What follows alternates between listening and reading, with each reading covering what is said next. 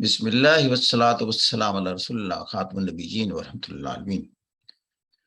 تو اب یہ ساری دوڑ کیا ہے کہ how to become richer richer richer, اس لیے کہ معاشرہ عزت دیتا ہے ریچنس کو، معاشرہ موریلٹی کو اس طرح عزت نہیں دیتا کہ عزت کا معیار کیا ہو گیا، how much wealthy you are, اس لیے کہ ویلتھ ہی آپ کو اقتدار کے ایوانوں تک لے کے جاتی ہے، اور اقتدار کے ایوانوں میں پہنچنے کے بعد پھر آپ کی ویلتھ میں اضافے کا سبب بنتی ہے۔ گویا کہ آپ کے اقتدار کی کنٹینیوٹی کے لیے دولت اور مشین ٹیکنالوجی کا ایک بہت بڑا رول ہے۔ یہ دنیا کی آپ جنگیں دیکھیں اور ان کی گہرائی پر جائیں تو آپ دیکھیں کہ ultimately it is the fight for the wealth. سارا کولونیل ایرا ایکسپلائٹیشن پر بیس کرتا ہے۔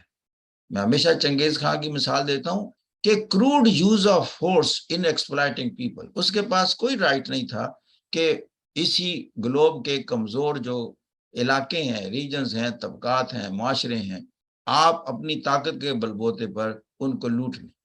پھر لوٹنے کے انداز کی تبدیلی ہے ساری ہسٹری۔ پھر جب گن آ گئی تو گن والے نے دنیا میں بڑی بڑی امپائرز بلڈ اپ کرنی۔ یہ جو یورپین تھے امریکاز میں داخل ہوئے تو what they did، ان کے پاس گن تھی، سارے ریڈ انڈینز کو مار دیا، اور Canada, United States of America, Mexico, Argentina, Bolivia, Colombia, Chile, Brazil, سب پر قبضے کر لیے۔ کس نے کیے؟ دو ہی بڑی طاقتیں تھیں، ایک طرف برٹش اور دوسرے اسپینیارڈز۔ یہ دونوں امریکاز کو ان دو اسٹیٹ نے تقسیم کر لیا خود میں۔ کس بیس پر؟ کیا تھا ان کے پاس؟ گن تھی۔ اور پھر گن کے بعد کیا ہوا؟ علم آیا۔ علم نے کہا کہ گن نہیں رول کرنی چاہیے، سورینٹی کے کانسیپٹ ہوئے، ذات ہوئی کہ ہر انسان معزز ہے، ہیومن رائٹس کی باتیں ہوئی۔ تو دنیا کا جو تھرڈ فیس ہے یہ سٹارٹ ہوتا ہے universal declaration of human rights سے۔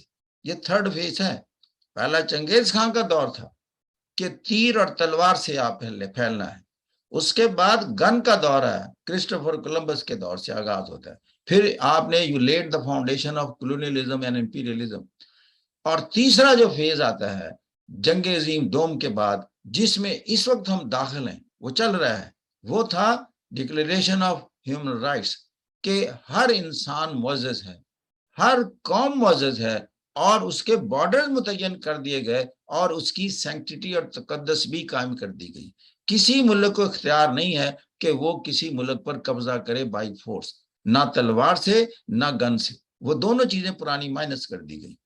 اور پھر دنیا کی جو پولیٹیکل سٹیبلٹی اور سیکیورٹی ہے، یہ پھر ذمہ داری بنا دی گئی security council of United nations, کہ دنیا کی 5 بڑی اقوام ہے جو ساری گلوب کے پیس کو شٹر کر سکتی ہیں۔ یعنی ان کو کیوں بنایا گیا؟ ان کی دنیا میں مسئلہ پیدا کرنے کی ایبیلٹی کو پرائز کیا گیا کہ جب چاہے دنیا میں پیس کو شیٹر کر سکتے ہیں۔